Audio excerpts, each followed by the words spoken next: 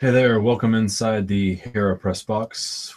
We are back to the duo as I took all 44 minutes to talk by myself last episode. Alyssa is back now, and this episode is set up for her to recap on any opinions that she had on the topics that I covered in our last episode, as well as maybe a couple different things she wants to talk about or different directions she wants to take for the things that I mentioned. So, right off the bat, I'll turn it over to you, Alyssa, and let you go. Okay. All right. So there are a couple of things that I just wanted to first mention off that are just kind of quick statements. Glad to hear that Maria Sharapova finally got her wild card in for a major this year. It's going to be interesting to see what the crowd is like. I think it will be an okay crowd. I don't think it's going to be too hostile for her, especially depending on how she plays, I guess. You had mentioned TV coverage percentage-wise has dropped. That's kind of a whole conversation that I really just don't want to get into, at least not tonight, because it's an extremely frustrating thing, at least in my mind. You took it on a nicer level. I wouldn't have taken it like that. Agree or disagree with what I said? Or does it play some part? I think it definitely plays some part. For me, you looked at it like there were more opportunities to take women's sports away. Essentially, there's more channels in the mix. So that's why the percentage wise dropped. For me, I take it as okay, so there's more channels out there that it could be on. So I see that what the possibility could be instead of taking away from it, I guess. I appreciate the shout out to Sarah Hagen. That was pretty good. And liked how you kind of tied it in with your weekly daily report as well. That hasn't happened in a while. On one note, what did I say about Jane Campbell? She needed more minutes. And look what she's been able to do. And I look at Sarah Hagen and what she's been able to do. So are they a playoff team now? We're not talking about that team, remember? I'm just asking about them. I know I haven't been paying attention, so I wasn't even sure. The way you talked about them, I figured they were second or third. Well, you said Orlando's chances are over for the playoffs, and I don't think so. I know you don't think so. At least right now, I don't think so. I looked up a little bit on the NWHL. We should be able to watch it online. From what I saw, possibly for free. I don't know if that's a true story or not. You had mentioned at the end in this, these next couple of things we could, I guess, end up taking into longer conversations, but there's one main topic that I want to talk about that you talked about. Or I guess I don't want to make it a main topic, but one of the last things you mentioned was about paying college athletes and kind of how that would work out with, do you pay female athletes the same? Is that going to be able to essentially happen? And if that's the case, if there's not going to be equal pay, then what's the point of doing it?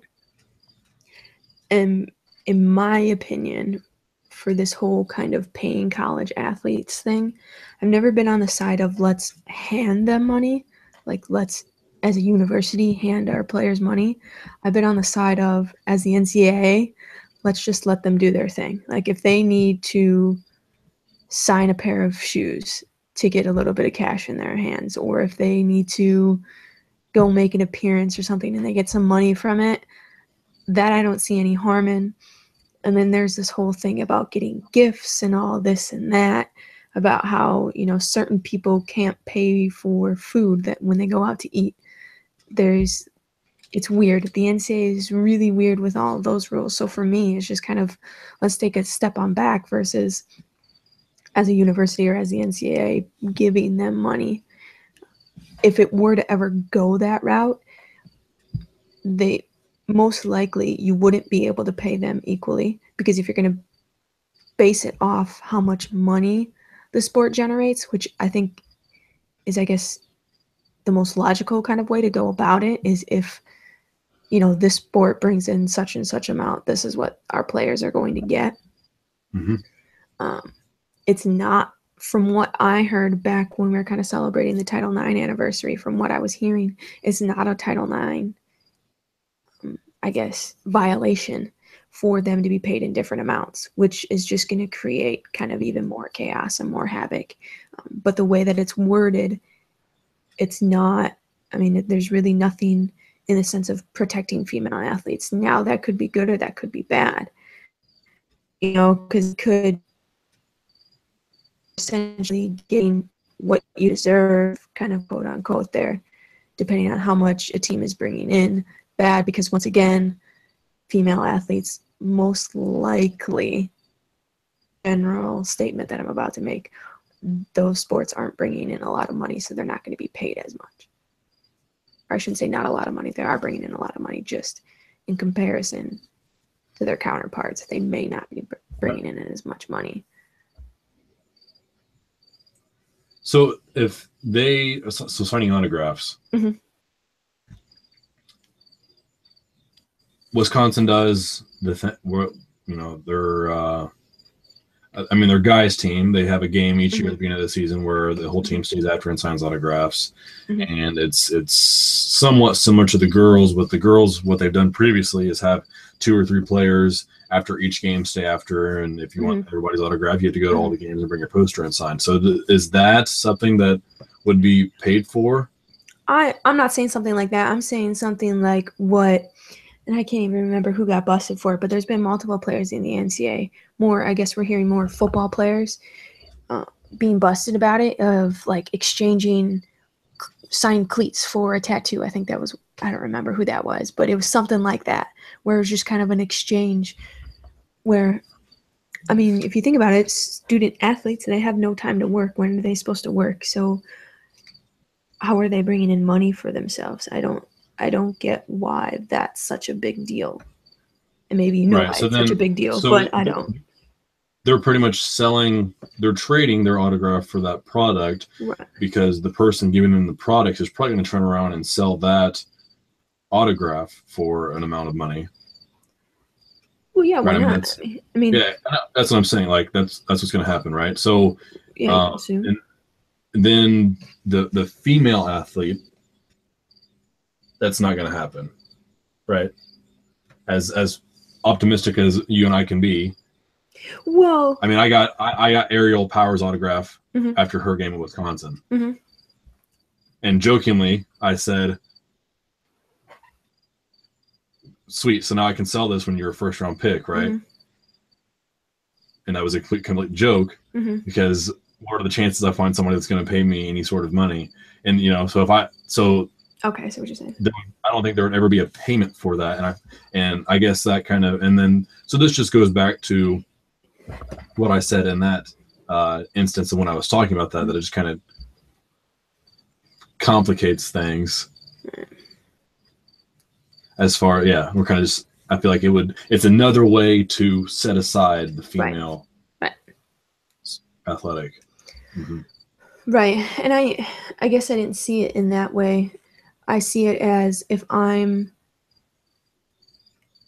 I guess, a person coming off the street or whatever, however you want to call it, and I'm looking to get someone's autograph, like, I'm keeping the autograph. If I'm asking for, or if I'm paying for your autograph, I'm, like, me personally, am going to keep the autograph. I don't plan on selling any of my signed stuff. Do you know how many signed stuff that I have, like, honestly have, that I don't ever plan on signing? That's probably a big difference between me and maybe a quote unquote normal person.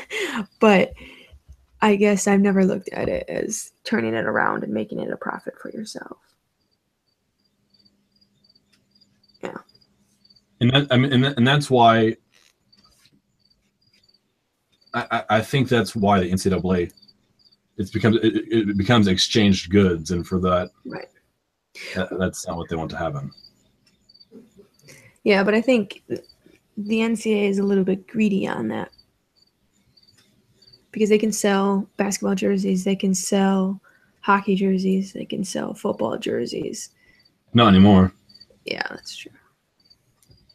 Well, at least not with. Right.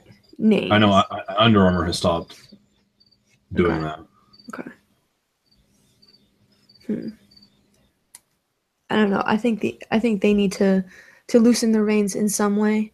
I think the whole like gift aspect of it is kind of crazy, in the sense of, you know, a donor, someone wants to take a player out for lunch or whatever, they happen to be good friends or something along those lines, and they can't get their food paid for. Right.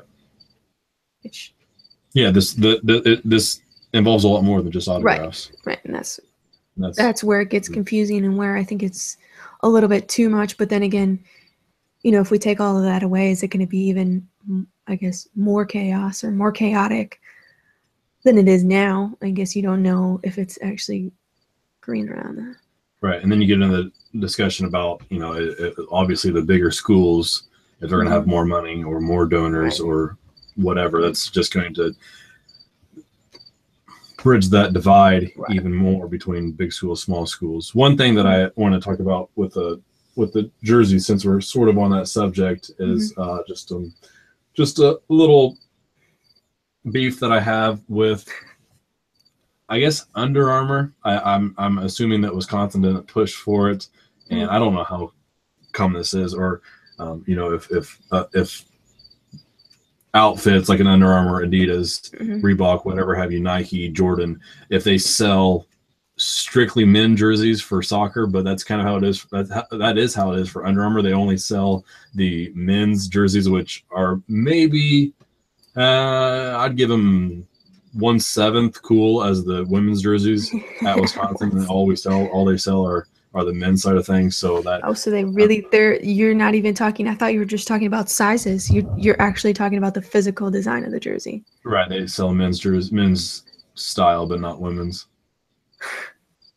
Cool. Yeah. Cool. Glad. And the shorts are. The shorts are really. I would buy the shorts, but not for $85. Stop it! They're not $85. Man, imagine if they had pockets in them. Oh. So, yeah, another thing. The WNBA, you're talking about the season happening right after the college season and how it may or may not affect rookies. And I do believe you kind of brought her up, and it wasn't in an extensive way, but you brought up, I do believe, Kelsey Plum. And she was the one, I think, main rookie that I thought of that may or may not have struggled with that quick transition, in the sense of she was hurt. So is that just overexhaustion, essentially, of her body, of having to go from the physicality of going through the tournament, and then you got to go right into workouts for the draft, and then you have to go through the draft, and then you got to start playing. I think her main issue, though, was essentially the team being able to find a place for her, because she was obviously the best player. So how do you not choose the best player? The Stars didn't necessarily need her, in the sense of they didn't need with Mariah. Right, they didn't. They had that position filled. I think she's finally fit into that, and that's something that I think a longer span between the end of the college season and the draft, or the season for the WNBA, could really help out, where she's with her teammates for more than just, what is it, a couple of weeks, if that.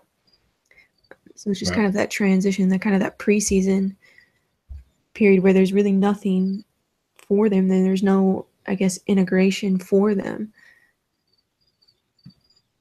Right, but that's, as you agree with, it's pretty impossible for that to happen. Yeah, in the sense of, you mentioned this, making way for the NBA. So if that's top priority, then there's really nothing that can be done about it. Right, and with the NBA owning. Right. The NBA. Right. Yeah. Because we always gotta compare them, right? Yep, that's right. So yeah, Go And ahead. I was gonna say I didn't look much more into that. I figured I'd give you a chance to say anything you had to say before Yeah, neither did I. I guess I never really put two and two together that it was such a quick transition. Just in the sense of, and it may just be the transition of playing college to playing professional ball, because you look at how many WNBA players, NWSL players are going from, one league to the next. They're here in the States playing, then they're overseas, and then they're back over here. So they essentially don't get a recovery period. And I think in college, you had that ability to recover. You had months to recover because, your season ends in the beginning of April-ish. Then you're probably not doing full workouts with the team till summer maybe. Mm-hmm. And it's nothing necessarily too hardcore till you're getting to the middle to late summer-ish, maybe beginning of fall. So since you get a way to rest your body in college versus once you hit professional league, they have to play in at least 2 leagues to make a living. Probably. Most of them. Right. Because that's how it is. So the one thing that I told you not to talk too much about, which I hope we don't talk too much about tonight, was teams being invited to the White House. So I did a little bit of research because you were talking about who was getting invited to the White House. And I was like, I don't even think South Carolina got invited. And then I thought for a second, I don't even think North Carolina got invited. So I found out that neither have been invited. And Dawn Staley said an interesting quote in the sense of she was saying that she was going to go. Because it's not necessarily, she wouldn't not go because of who's in office, is what she was basically kind of saying, in the sense of it's tradition. So let's go, let's represent our team, let's represent what we just did, and let's disregard who's in office, is how I took it, essentially.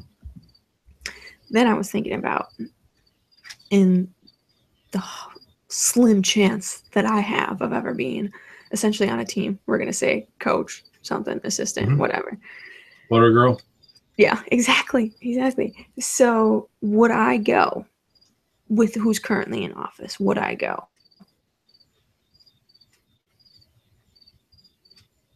Dawn Staley, in the sense of I'm not going to say, hey, I am so happy that this guy is in office. It's more or less for me, and I'm a big person on, I love history. I've always been obsessed with history. So for me, it's more or less the experience and be able to experience the White House that all these athletes get the ability to do when they get invited to the White House. So in that sense, I would go. If all of my team, if all of my coaching staff, my players, if you're calling me a coach, don't go, then I'm sticking with my team. I'm not gonna, I think it needs to be more a team decision as kind of a unit, and saying, hey, we're all on board, or we're all okay with you going. If you're not okay with us going, kind of speak up and say something, because I would rather have it be, I'm completely uncomfortable with you going, let's not go as a team, or let's go as a team, versus you get 2 players and a coach or something like that. Go ahead. So here's what I picture. Every team that goes to the White House and stands with the president, what do they do? What's the thing that they do? They give him a jersey. They give him a jersey, and then they stand behind him and they take a picture. Right? Right. So you can go back however long this has gone on, and you go back and look at the pictures and look at pictures. You look at the president, you look at the coach, and they're probably exchanging the jersey, and the team standing behind them, right? And they're all smiling. It's the coach is smiling, the president's smiling. It's a happy time. They are celebrating this accomplishment. Mm-hmm. those smiles are expressing joy. Who said I'm smiling though? Exactly. And I don't even think there is no way, I hope there was, but there is no way that you could have a team go there and not smile while they were up there. That would, I mean, you could go there and let's say you want to go to the White House, and I don't know if you could bypass the president. It's to put it as blunt as I could, it would be like being and taking a picture with, in this case, right, somebody that right. Has these offenses, and taking a picture with him just because you're supposed to, or because that's what's happened in the past, and kind of setting aside what's happened in the past life, which right. all 4-second chances. That would be very disgusting for me, right, to have to see. Right, and I'm right there with you, which is why it's, when I say I would go, it's not like, oh my gosh, let's go to the White House. It wouldn't be that type of a reaction. So and I've thought about this for a week now, so I've actually contemplated this for a long time. And you bringing up that point is essentially making, like, I don't want anybody to go now. Just like,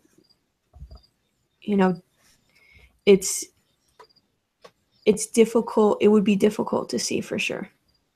And like you said, all for second chances, but at this point, it's kind of running out.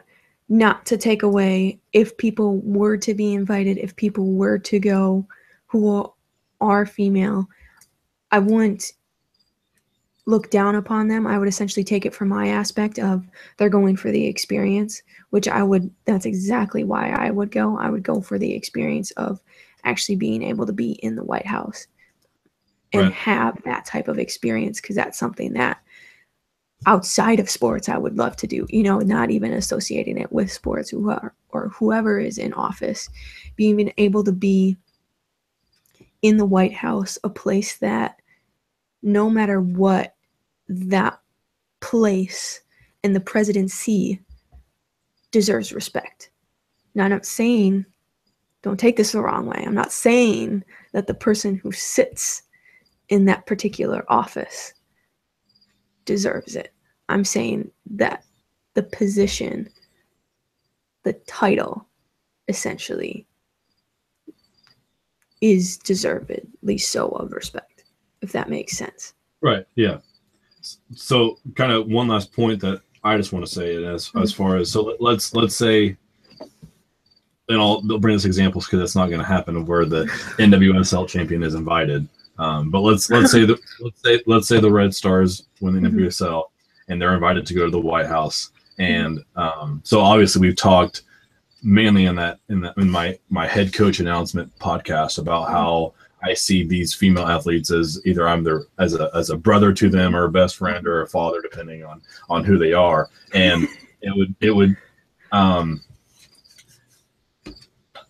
imagining a Danny Colaprico, or a Sofia Huerta, or a Alyssa Motts, imagining the current president, shaking their hand and looking them in the eye and telling them that he is, what you've done is a tremendous accomplishment. And he would probably say, I was fortunate enough to watch some of your match, and that was a beautiful game you played, and you guys are a tremendous team, and you work well together. I mean, there is not a single truth that I think he could spew that, and that just goes along and adds on to the heartbreak that I've talked about a couple handfuls of time on this podcast as far as female sports go. It would just be a disrespect, downgrade, face to face, not even hiding behind the words of an article. It would be just somebody who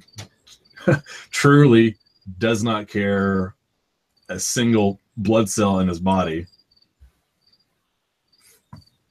acting like he does. Right.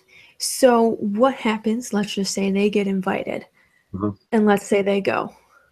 What are your thoughts about the team? What are your thoughts about particular individuals who went? Does your mindset on them change? It's probably a once in a lifetime experience. Right. Um, Because you're thinking, yeah, okay. And so let's say they take the picture, they're going to smile because they're not going to go up there and stand straight face. This is the one thing that I had in my brain because, you know, I had a week to think about this. So I'm thinking I'm going to go, and when we're all standing behind them, we just happen to have a newspaper in our back pocket or something. And I just happen to want to read the front page of the sports section that says we're champions. Yep. So, you know, it just might coincide with that same time of him talking or taking a picture.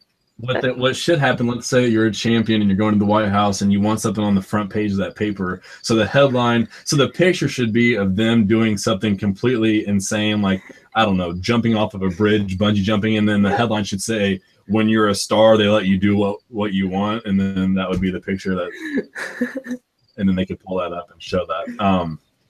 No, I couldn't lose any respect for them. I would be disappointed and slightly terrified for their well-being while they were inside at least that office. Right. But no, so then my follow-up earned question. that right. It's not. It's you know they can't do anything about who's opening the door for them. But right, which is essentially the problem. But kind of my follow-up question then. So if you take a player that you're kind of on the fence about, that you like, but you know you're about in your case. Okay. Wow, that escalated quickly. No, what's her Twitter not, at Marta? At Marta10. That get her on. That would not be the first person that I would name Marta's on the Twitter list right now. Check out YouTube. We are live on the Hero Press Box. Marta, if you had to go to the White House, would you go? From Alyssa. So, if we're talking, pick a player, whoever you want to pick that you like, but you're kind of like about. If they go, what are your feeling towards that person, that particular player? Okay, so if you really want me to name names, which I don't have any problem doing, and you know who I'm thinking of? I probably do. Hinkle. Okay, I wasn't going that route, but no. So if Hinkle goes, what's my opinion of her? Well, I wouldn't considering I kind of already have an opinion now. Right, I would say your opinion. Yeah, I guess I want to be too surprised. Now rules her out, right? Which is why I didn't go that route. I would go with someone on the Red Stars, is who I was thinking of. Like a who? McCaffrey? Yeah. No, I don't. Given that you really don't have any feelings towards her, I guess, or you're just kind of like whatever. But okay, I was gonna say Summer Green, but when I went to the game, Summer Green played really well, so I was impressed by her, and I know why Roy Dames wants to keep her now. But I don't know. I guess my disappointment and I said terrified. My terrifiedness would be a little less, just because I haven't built up that player in my mind as being a player that I really respect and really enjoy watching and really appreciate as a person. So it wouldn't flip from, oh, I'm kind of on edge to now I completely don't want anything. I don't want to watch it. Okay. All right. No, because I mean that would take which would be awesome. That would take some sort of conversation with them and really figure out, what they're, because the players that I like a Huerta and Colaprico, because I appreciate them as people, I would assume that they're going because it is a once in a lifetime. Right. And it's there's not any players besides a Hinkle probably that are players that I would think, wow, they're going there because they actually support this monstrosity of admin. So no, there's I wouldn't say that ever. Okay. I shouldn't say I was expecting that, but that was kind of my fear in the sense of this person would be looked down upon, which I think, and maybe not since you went a different route with it, but I think that would be the route of the majority of NWSL fans. Mm-hmm. Is that maybe a fair assumption to make in the sense of, well, she went to the White House with this president. What are we doing even watching her?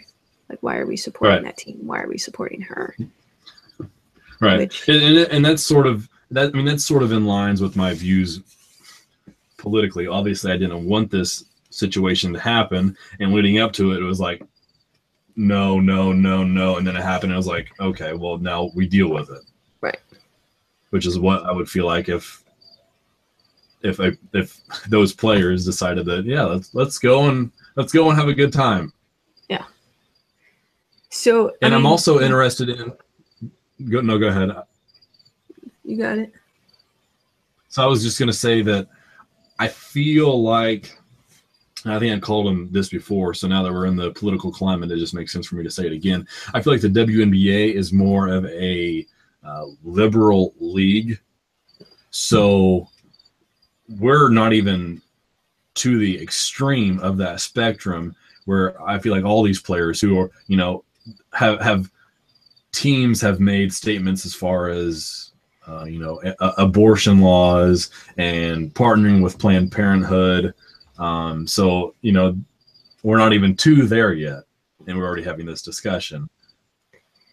Right. And it's going to be interesting to see if anybody gets invited to the White House. Because, North Carolina wasn't invited. South Carolina wasn't invited. As far as I know, Golden State hasn't been invited so far. Were the Patriots invited? That's like the only team I can think of that was possibly invited and went. I think the Cubs were invited. Yeah, but Obama was still in office. They got invited again and went, and some of the players went back. Yeah. Yeah, Almora flipped off the camera, but that's a different story. Oh, see, that's the thing to do. He says he didn't, but anyway. Just go and wreak some havoc, and then you'll never get let back in again, and then that's your excuse. Right. Yeah. Can you imagine, just Sofia Huerta just giving the bird? Please print out a picture of her face and put it on that. That thing is terrible. You need to get the Sarah Spain one just to make up for it. That is awesome, though. Oh my gosh. You're having too much fun with that guy.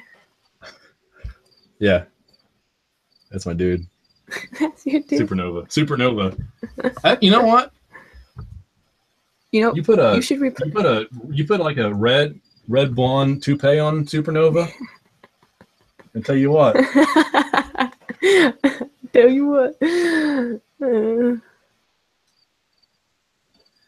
Okay, anyway.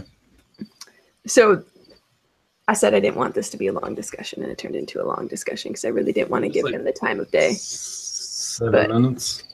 Yeah.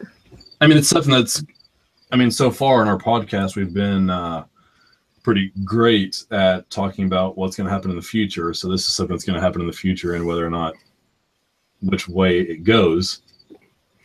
That's what this has been about. So, do you think that any female team gets invited?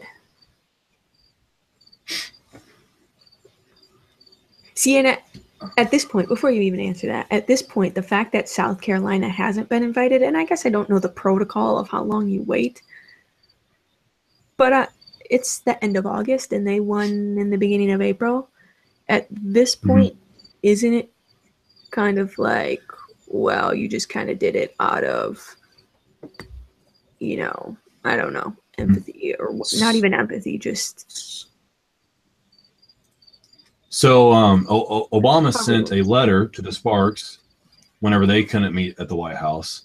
Mm-hmm. Has this administration sent anything? Not as far as I know. Okay, so I work in a government building, and it's so up in the air still. The picture of our president hasn't even been sent to our office to be put on the wall yet. and that usually happens in I was told 2 weeks after Mm-hmm. the results are in, or after inauguration, and now we're how many months after inauguration? Right. So there's still so many things that haven't been settled.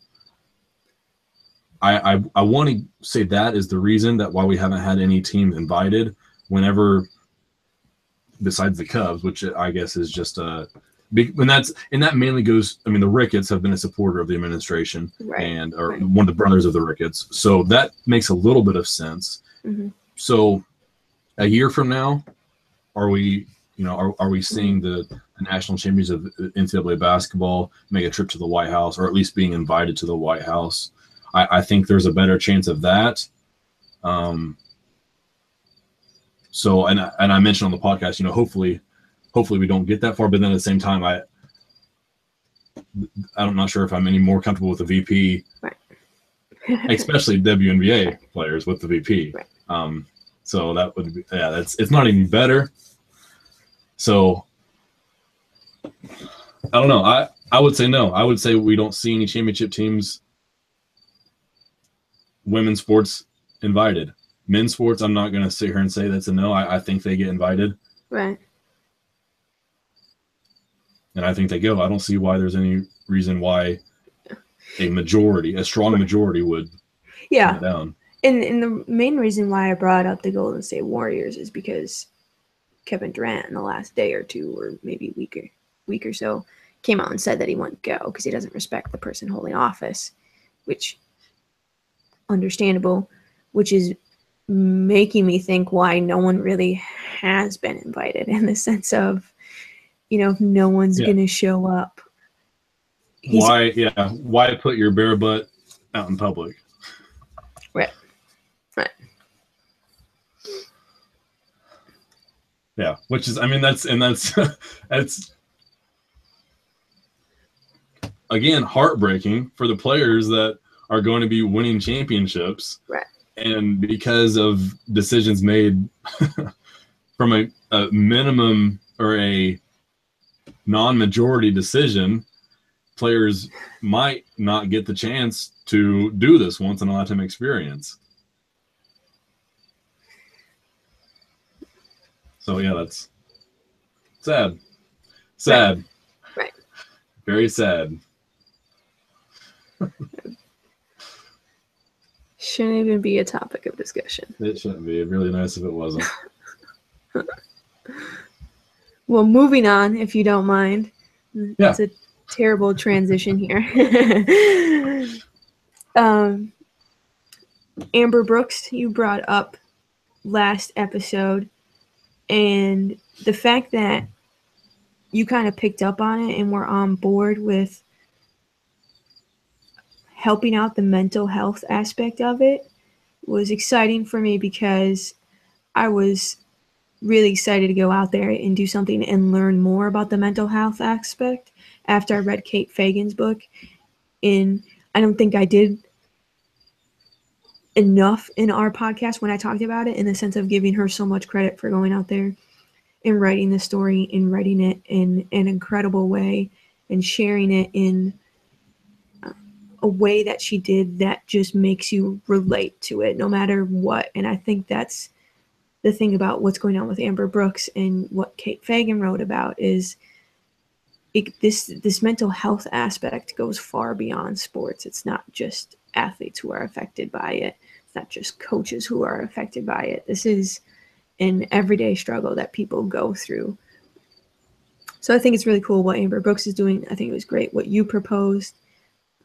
And I think it's something that I actually, like a month maybe ago, that I had kind of thought about doing it. And if you want to do it, then I'm on board with it. And I haven't talked to you about this at all. So kind of doing like a feature foundation every month, in the sense of, you know, let's promote a foundation for a month or two or however long, and kind of take it on, and whatever we can do to help them out, whether that's fundraising or whether that's, you know, giving our own personal money to it, or for close enough to them, going and volunteering our time to them.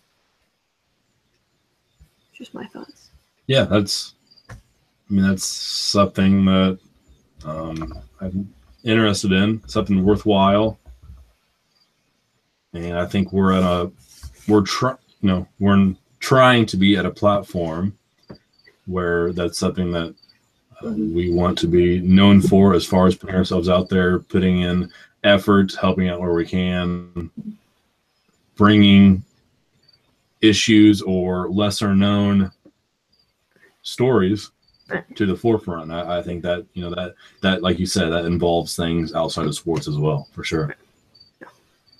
We should get some HeraPress t-shirts, and then when we go volunteer, just have like the Twitter handle on the back. Sundays and Thursday nights. Until we switch. Yeah, until we switch because of football. That's great that we're switching it because of a men's sport. That's great. Yep, that's right. We don't have to. Yeah, no, that's fine. Yeah. That was pretty much as far as last episode goes, and I know we're pretty much at time now. I guess my quick last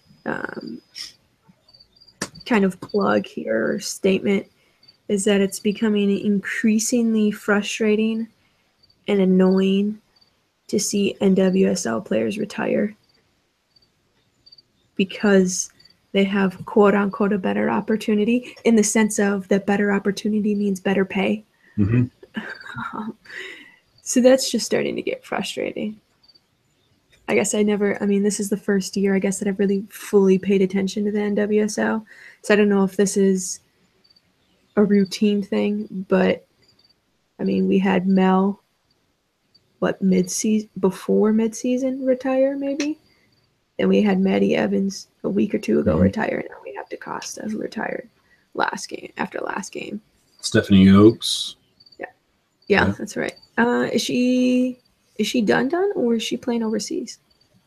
I don't know, but yeah, no, this is handful of players mid-season has been the trend of what I've noticed, and I told you that this DaCosta retirement is the first one that was, I've seen all these retirements, but this is the first one that kind of made me, think, are you really, this is, this is actually happening. This sucks. I hate this. I hate the fact that these players are in this situation. Right. And that also, so some of these players, and I wanted to bring this up a little bit in that last podcast. At the same time, and we talk about these females on the field, and idolize them as athletes, but at the same time, the one positive of them not being featured on television and paid these millions of dollars is that we get to see them actually live a life outside of sports. And I don't know, I've realized these last couple of weeks that shouldn't be something that I take for granted and appreciate, because watching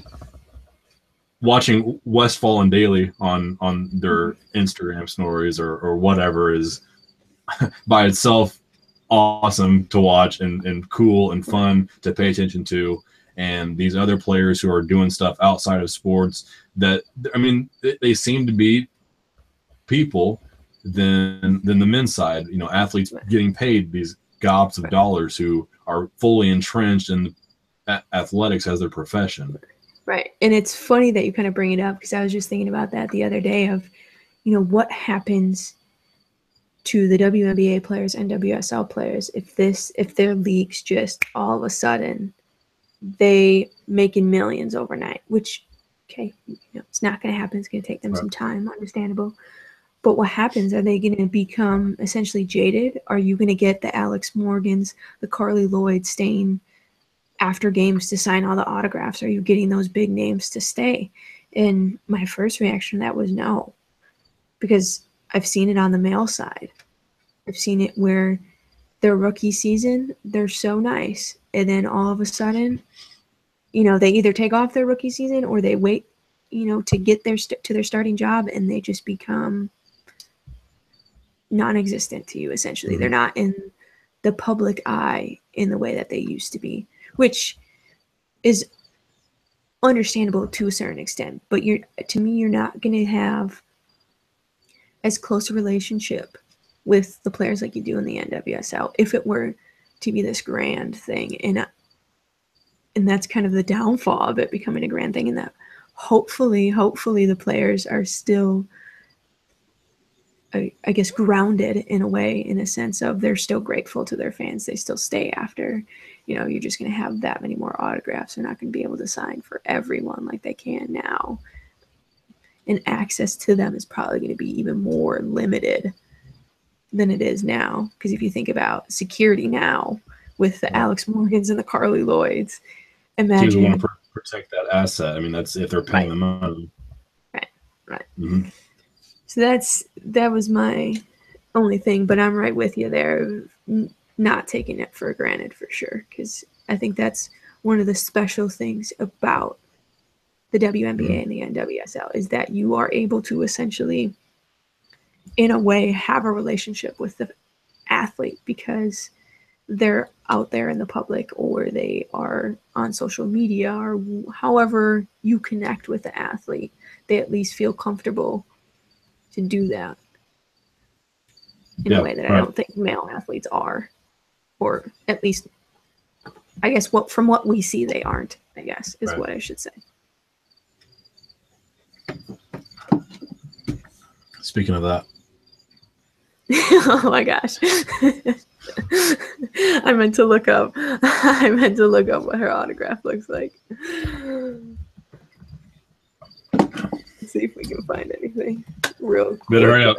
We're at 47 minutes right now.